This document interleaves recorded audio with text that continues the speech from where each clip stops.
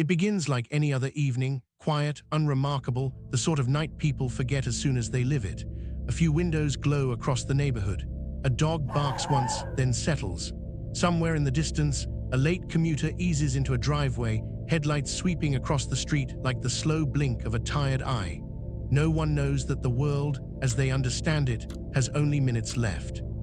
In the first minute, the shift is barely noticeable. A flicker in the streetlights, a pulse in the electrical grid that hums through living room walls. Television screens stutter, just a blink, a heartbeat of static, then return. Most people don't see it. The ones who do shrug it off. An agging transformer, a momentary dip in voltage, nothing worth standing for.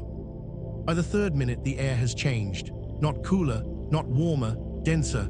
Something presses against the quiet, like the atmosphere bracing. Radios in passing cars catch a brief, confused burst of emergency tones that vanish before anyone can react. A few drivers glance at their dashboards, puzzled. The signal was too quick to understand, too strange to dismiss. In the seventh minute, phones across the region vibrate all at once. An alert, but not the normal kind. Not the weather broadcasts or amber warnings people are accustomed to. This one doesn't have a tone, only a silent banner of text. Partial, corrupted, its meaning unclear.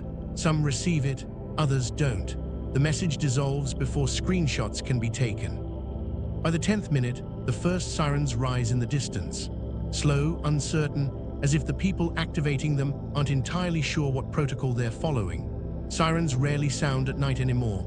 Their echo drifts over suburbs and cities, settling against rooftops and fences, stirring curtains and waking infants. The air feels wrong now, cut open by a warning no one quite understands. Inside homes, families turn on televisions and find the news anchors still smiling from earlier broadcasts. Nothing live, nothing current, nothing explaining the distant wail. Networks continue cycling pre-recorded segments. No scrolling banners, no breaking updates. The silence behind the screens is more unnerving than any alarm. The first 15 minutes bring darkness at the edges. Not everywhere, just pockets, scattered neighborhoods, city blocks blinking out one by one as if chosen by an unseen hand. Traffic lights fail without warning. Horns rise from intersections. Engines idle in gridlock that forms with unnatural speed. Drivers step out of cars, trying to understand why the signals are dead, why cell service is suddenly thin and unresponsive. In the 20th minute, the airports make their move. Pilots waiting for late-night departures receive simultaneous grounding orders. No explanation, no timeline, just a cold directive from voices that sound strained. Terminal screens update in waves. CNCLLED, CNCLLED, CNCLLED. The murmurs begin there, spreading through waiting areas like a contagion. People call relatives. The calls drop. They try again. Another drop. Somewhere above the Atlantic, 2 flights are rerouted without public announcement. Cabin lights dim. Passengers stare at attendants who keep their smiles fixed but fragile, as if afraid their faces might crack under the weight of uncertainty. By the half-hour mark, the grid strain becomes undeniable. Refrigerators click off. Wi-Fi routers blink helplessly. The digital world, so constant, so assumed, threads into silence. A family trying to reload a news page watches the spinning icon freeze, then vanish altogether. The confusion grows thicker than the night. In the first hour, the collapse finally gains a sound. Not an explosion, not a broadcast. A vibration, low, resonant, rolling through the ground like a distant engine the size of a continent. Animals feel it first. Dogs pace and whine. Birds lift from trees in frantic disarray. The vibration fades as quietly as it came, leaving the world holding its breath. Shops still open during late hours feel the shift. Their lights dim, cash registers reboot. A clerk tries to run a customer's card and finds the entire banking system unresponsive. Another tries the ATM outside only to hear it whir, stall, and spit out an error. The first arguments spark there, in front of convenience stores illuminated by failing generators. Families gather in living rooms, televisions dark, phones lifeless, waiting for an explanation that refuses to arrive. No one knows that DEFCON levels have already shifted in secret rooms far from the public eye. No one knows that certain NATO desks have begun receiving short, clipped messages that feel more like last confirmations than warnings. No one knows that across oceans, identical silences are spreading through command centers, usually humming with data. Outside, the sirens swell again. This time they don't fade. This is the moment when people finally realize something has gone wrong, far beyond outages, beyond storms, beyond anything they have a name for. But by then, the night has already begun its collapse. In the second hour, the darkness deepens, not total but fractured. Street lamps glow in uneven patches while entire districts remain blind. Cars crawl through intersections with hazards blinking like fireflies. Windows along main streets fill with silhouettes, faces pressed to glass, trying to make sense of the distant sirens that refuse to stop. Information becomes a ghost. People refresh blank screens. They dial numbers that never ring.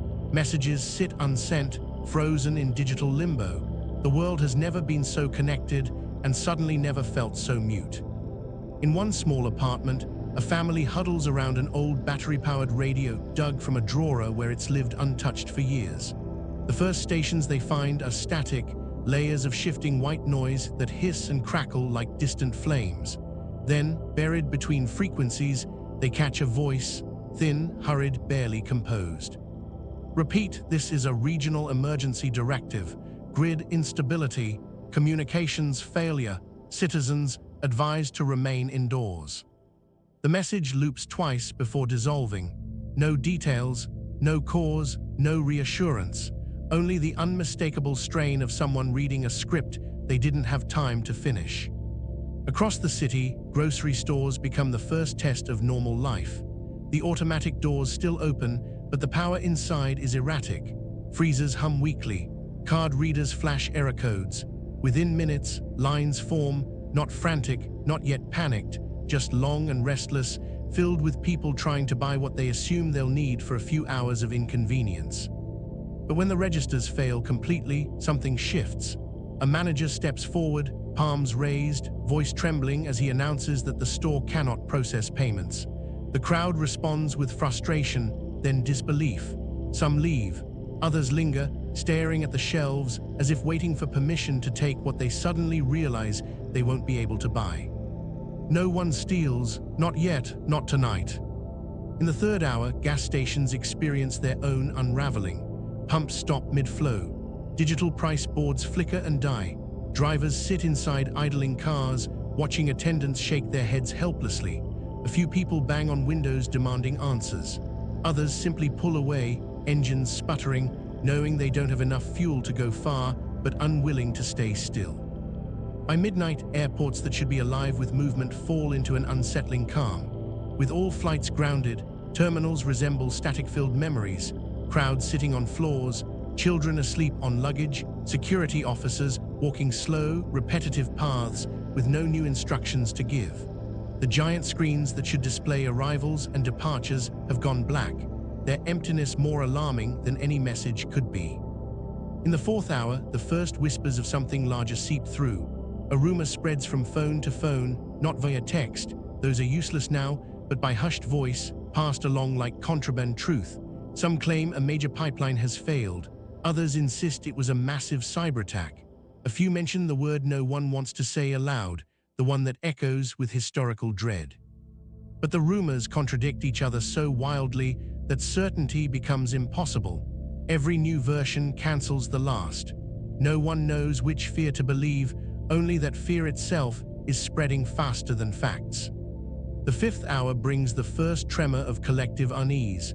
Not panic, not chaos, just the unmistakable awareness that this is not a temporary malfunction. This is not a brief interruption. Something systemic has cracked, and the consequences are moving faster than institutions can respond. Families gather candles, flashlights, old lanterns. The glow is soft, flickering, strangely intimate, but the silence behind it is vast. In the sixth hour, when dawn should be a quiet promise of routine, the horizon remains a deep charcoal blue. The sky is heavy, clouded, refusing to lighten. Birds stay unusually still. Even the air feels thick, as if the world itself is waiting. Radios shift from static to urgent tones. No voices, just the cold, mechanical warning pulses normally reserved for the gravest of threats. The sound reaches neighborhoods like a message from another era, one that most people assumed they'd never hear in their lifetimes. On highways, police vehicles appear, not racing, but crawling, lights spinning silently. Officers go door to door in some neighborhoods, knocking firmly, instructing residents to remain inside until further notice. When asked for details, they offer the same thin reply. Stay in, stay calm, information is coming. But information does not come. As the 6th hour bleeds into the 7th, normal life finally fractures, not with chaos, not with fire, with silence. A silence so total it feels intentional, as if the world is holding back a truth no one is ready to face. And in that silence, for the first time, people begin to understand that they are living through a moment history will not forget. They just don't know what comes next. By the 7th hour, the night has begun to feel older than it should, stretched thin, as if time itself is hesitating. People stand at windows, watching the dead traffic lights sway in the faint wind, their colors frozen, useless. Streets that should be alive with early commuters remain abandoned. Engines stay cold, headlights stay dark. Distant sirens rise again, but not in urgency, more in exhaustion, a wavering mechanical cry from systems running on backup power and failing logic. The sound rolls across neighborhoods, slipping between houses and through alleyways, settling into the nerves of anyone awake to hear it. Inside homes, the radio becomes the only heartbeat of the outside world. Families tune it carefully, turning the dial by slow millimeters, hopping for something more than static. On one frequency, a recorded message plays in an endless loop. National communication failure, emergency protocol in effect, please remain. The message cuts mid-sentence every time, as if the recording itself is damaged. On another station, there's only a muffled conversation, two voices arguing in a room far from their microphone, panicked, not meant for broadcast. Their words bleed in fragments. That's not confirmed. It's not just here. Tell them something, anything. We can't say that yet. Then static overwhelms the frequency again. By the 8th hour, silence begins claiming the streets. The city, half-lit and half-dead, feels suspended between worlds, one still clinging to routine, the other already collapsing under invisible weight. People open their doors only long enough to check the sky or speak in brief, hushed exchanges with neighbors they barely know. There is something about uncertainty that turns strangers into mirrors. Everyone is searching each other's faces for answers not even the authorities possess. A woman down the street walks from house to house, asking if anyone has heard from family out of state. No one has. Another neighbor mutters that the banking app froze hours ago and never returned, and that his card doesn't work anywhere. Someone else adds that his generator refused to start, though it worked last week. Small failures, small tremors, but together they feel like the architecture of everyday life beginning to buckle. In the 9th hour, the stores reopen, not officially, not fully, but with doors propped open by employees who seem unsure whether they're working or just waiting. Customers wander inside, moving slowly, aware that the card systems are still down, aware that cash is meaningless if registers won't open. Still, people gather supplies, water bottles, canned food, batteries, forming lines in front of powerless checkout counters. They don't argue. They simply stand and wait for instructions that never come. A manager finally steps out with a flashlight and says, in a voice that tries to sound authoritative, "Take what you need, write down your name. We'll settle everything when the system comes back." The words feel fragile, like paper shields, but the relief is immediate. People nod. They thank him quietly. Human decency becomes a kind of currency as long as order holds. But order is delicate. By the 10th hour, the first pockets of desperation appear. Not violence, not theft, just fear sharpening at the edges.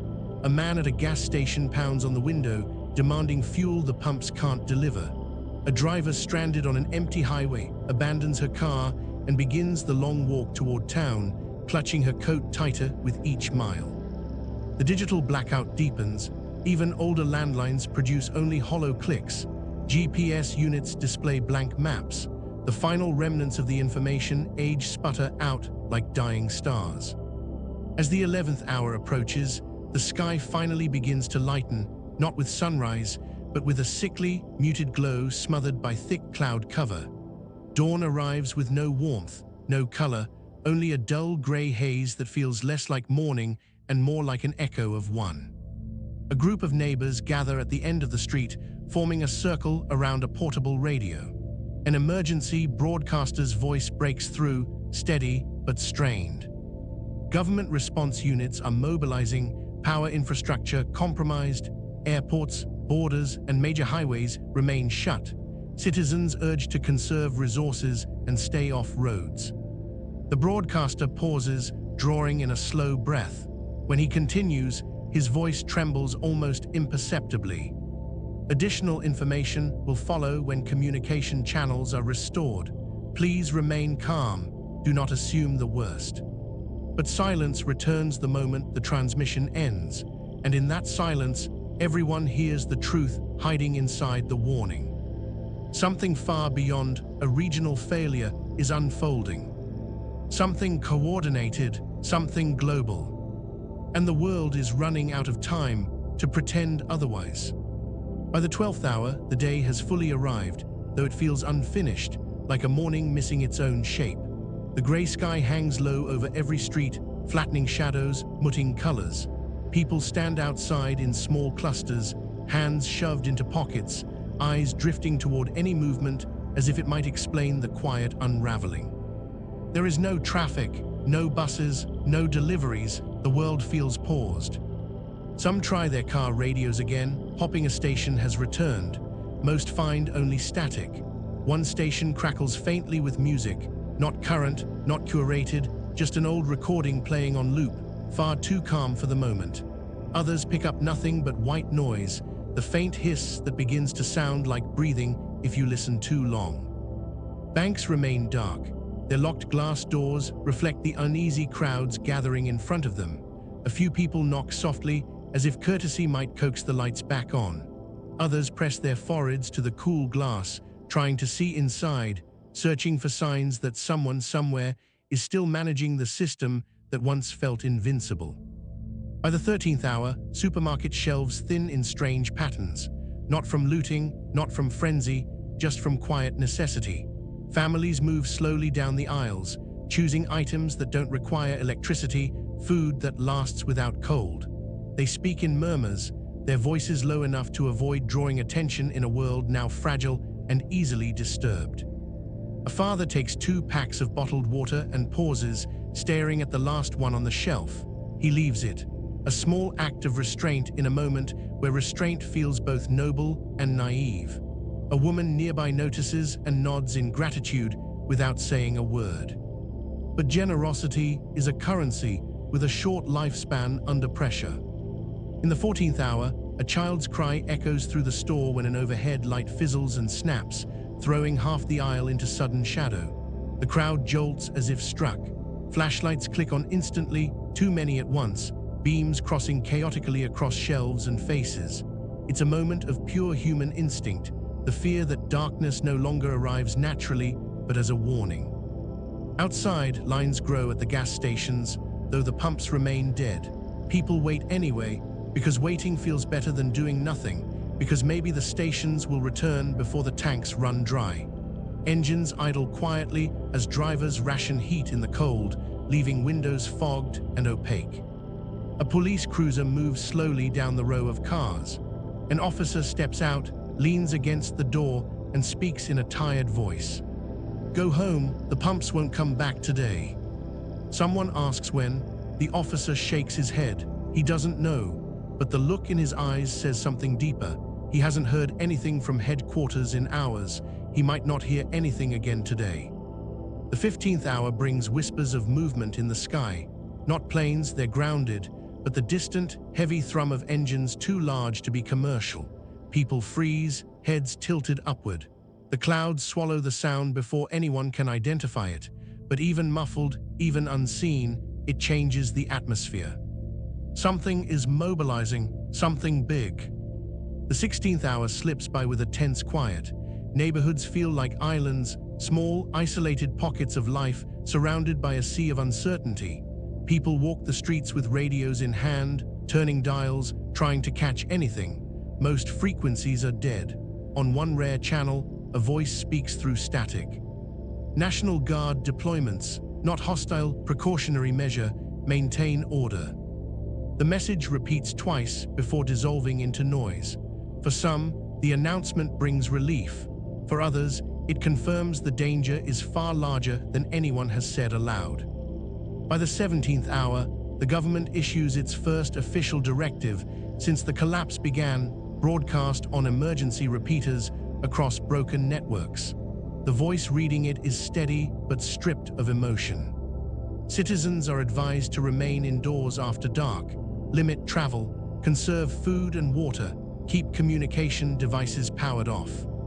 The last instruction unsettles people. Turning off phones feels like surrendering the final thread to the world they knew. But those who follow the directive discover something strange, battery life, that suddenly drains twice as fast as usual, devices heating in pockets as if overloaded by invisible traffic. The digital networks may be down, but something is still pulling at them.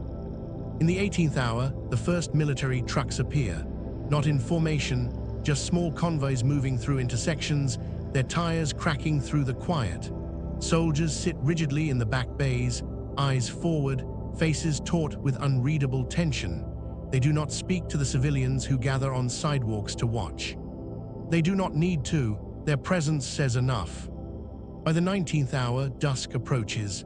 The day ends without answers. No explosion, no invasion, no announcement that explains the silence. And yet the collapse feels absolute, like a glass already broken, the cracks spreading faster than anyone can map. People gather candles and lanterns as the last natural light drains from the sky. Shadows stretch across rooms. Curtains are drawn, doors are locked, radios are placed beside beds, their small shapes suddenly as vital as oxygen. Night returns with a weight it didn't have before. And as the 20th hour passes, the world settles into a darkness no longer tied to the fading sun, but to something deeper, something systemic, something that feels permanent. The night everything collapsed is only beginning to show its teeth. By the 21st hour, the night feels heavier than the one before it, as if the darkness itself has thickened. Houses that once glowed with television light now sit black and silent. A few candles flicker behind curtains, small wavering signals of life held close. The wind carries distant metallic rattles, loose signs, unsecured gates, something knocking against a pole far down the street. It's impossible to tell which sounds are normal and which are new. On the radio, now the only companion to the dark, stations slip in and out like ghosts brushing against each other. One channel carries a monotone voice reading emergency guidelines. Another is nothing but static. A third briefly captures a frantic transmission from someone who is clearly not a broadcaster. No confirmation, just dropped from the network, if anyone can hear this. Then the static swallows him whole. People cling to the fragments anyway. Scraps of information are the closest thing to certainty, even when they contradict each other. The mind prefers a trembling truth over the abyss of not knowing. By the 22nd hour, some neighborhoods begin organizing loosely, not out of panic, but necessity. A small group on one street gathers blankets, lanterns, and spare batteries into a central garage, agreeing to check on the elderly and anyone who lives alone. No leader emerges. Leadership feels useless without information. Instead, people move with quiet purpose, bonded by shared bewilderment. A house at the corner has a small generator. When it kicks on, the sound is startling, too loud, too alive. Its single bulb casts a warm pool of light across the driveway, drawing neighbors like moths. They don't ask for anything. They just stand within sight of the glow, letting it remind them of a world that used to run with perfect, invisible machinery. But by the 23rd hour, the generator sputters, coughs, and dies. Its owner tries to coax it back to life, hands shaking, but the engine refuses. A few neighbors offer tools, suggestions, encouragement. None of it works. The final hum fades, swallowed by a night growing more absolute. The darkness wins another inch. In the 24th hour, an unmarked helicopter moves across the sky. Its rotor thump is deep, almost soothing. People step outside to look up, searching for any sign of identity. But the aircraft flies blacked out, no lights, no markings, just a silhouette against the low clouds. It vanishes as quickly as it came, leaving behind a trail of unspoken questions. Someone whispers that helicopters don't fly dark unless they're expecting trouble. No one disagrees. By the 25th hour, the highways leading out of the city clog, not with traffic, but with abandoned vehicles. Engines drained, drivers forced to walk after hours of waiting for help that never came. Some reach residential areas exhausted, seeking shelter or a working phone. They find neither. They're offered water instead, blankets, a place to sit. Human kindness holds for now, but it's stretched thin. In the 26th hour, the emergency broadcast system reactivates. But instead of instructions, a single tone blares across all frequencies, long, low, unwavering. It lasts for a full minute.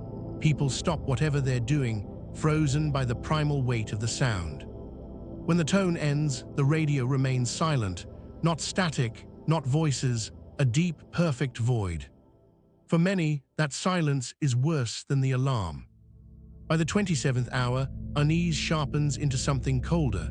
Not fear, fear has already settled itself into the fabric of every moment. Something else now. The sense that the institutions built to protect and inform have fallen behind events moving far too fast. Government orders feel thin. The word precautionary rings hollow.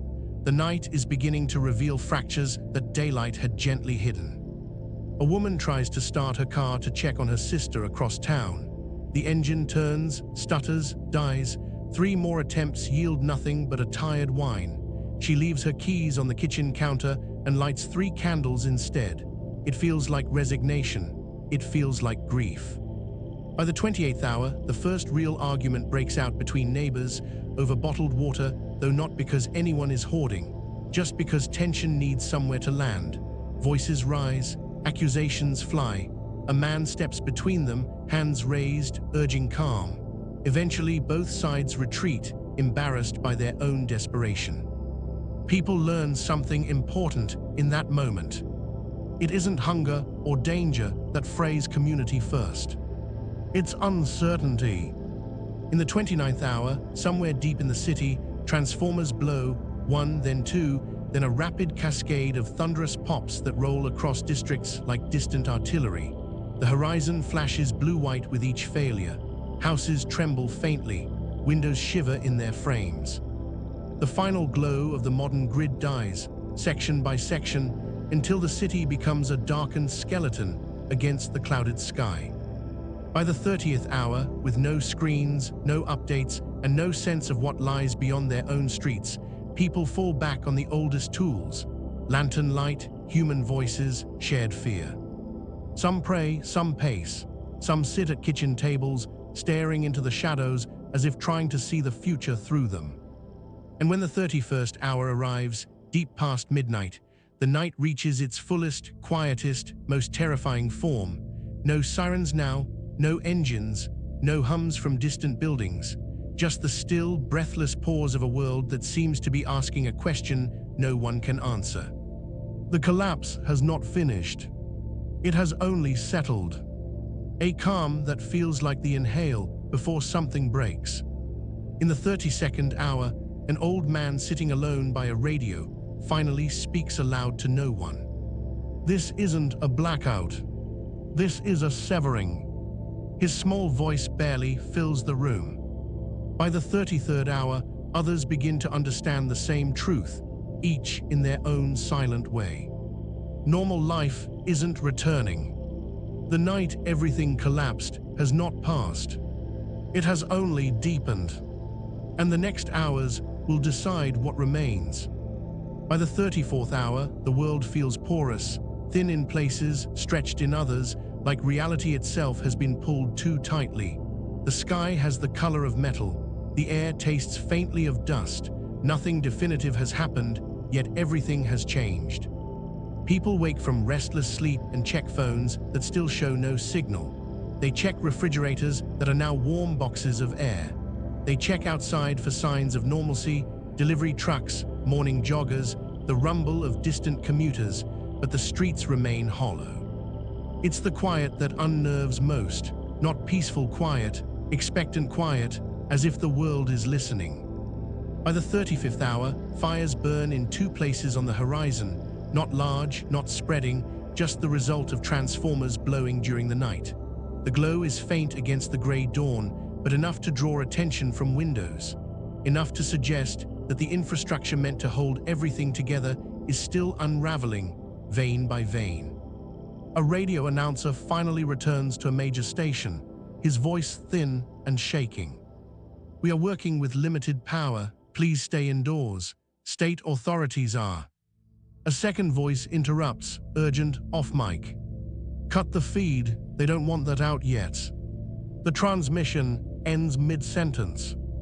Neighbors gather outside shortly after, tension woven into every movement. Someone has heard from a cousin in another state. Someone else says a military blockade is forming near the coast. Someone whispers that foreign news channels briefly hinted at sabotage before going silent too. Truth and rumor become indistinguishable. Both carry weight, both deepen the fracture. By the 36th hour, the first faint tremors of scarcity appear, not catastrophic, just subtle shifts in behavior. People linger less. They guard their bags a little more tightly. Eyes track movement more quickly, more suspiciously. A man who offers to share water is met with gratitude from some, wary glances from others. Yet here and there, humanity persists. A woman brews tea over a small camping stove and offers cups to neighbors who gather around. A teenager climbs onto his roof to hold his radio higher, hopping to catch a signal. A couple down the street lights a lantern on their porch, not for themselves, but as a beacon for anyone afraid of the dark. In the 37th hour, emergency vehicles pass again, 3 trucks, headlights dim, moving without sirens. Soldiers sit in the back, faces drawn tight, expressions taut with the knowledge they cannot share. The convoy disappears around a corner, and the silence that follows feels even heavier. People retreat indoors. For the first time since the collapse began, doors close not just for warmth, but for protection. By the 38th hour, the last of the grid power sputters out completely, not a flicker remains. Flashlights click on one by one across the neighborhood, small artificial stars fighting a losing battle against the night. Radios become the only heartbeat left. One station sputters to life at dusk. No message, only the soft hum of a carrier tone. People sit near their speakers, waiting for a voice, a directive, anything that anchors them back to the world they knew. None comes. The 39th hour brings a strange calm, not relief, not acceptance, but a kind of resignation. People sit in dim rooms, listening to the wind slip through cracks in old window frames. They watch candle flames tremble. They breathe slowly, quietly, as if afraid to disturb the fragile balance holding the darkness at bay. By the 40th hour, the collapse feels less like an event and more like a new shape of life, one that arrived without permission, without warning, without explanation. A shape that no one yet knows how to inhabit. Night settles again, thicker than before, windows darken, homes quiet, radios pulse softly, and somewhere far beyond the reach of any light, the world waits, still cracking, still shifting, still hiding whatever truth set all of this in motion. Nothing ends with a single moment. The fall is always slower, quieter, more familiar than anyone expects. The night everything collapsed was not one night at all, just the first sign that normal was already gone. By the 34th hour, the world feels like a thin membrane, too fragile in some places, overstretched in others. The sky carries a metallic gray, and the air holds a faint taste of dust. People wake not to mourning, but to habit, checking phones that remain lifeless, refrigerators that have become warm, and streets that stay empty of all routines they once trusted. The silence unnerves them, not peaceful but expectant, as if the world itself is listening. By the 35th hour, 2 small fires glow on the horizon, not spreading but clearly the remnants of blown transformers, faint reminders that the infrastructure holding everything together is still tearing vein by vein. A trembling radio announcer briefly returns, only to be cut off mid-sentence by someone off mic, deepening the sense that truth is being held back. Neighbors gather with rumors, military blockades, distant states, also dark, foreign broadcasts that flickered and died, until truth and speculation blend into one. By the 36th hour, small signs of scarcity appear, quieter voices, guarded glances, hands held closer to bags. Yet humanity flickers too, a woman serving tea on a camping stove, a teenager climbing to the roof for a better radio signal, a couple lighting a lantern for frightened neighbors.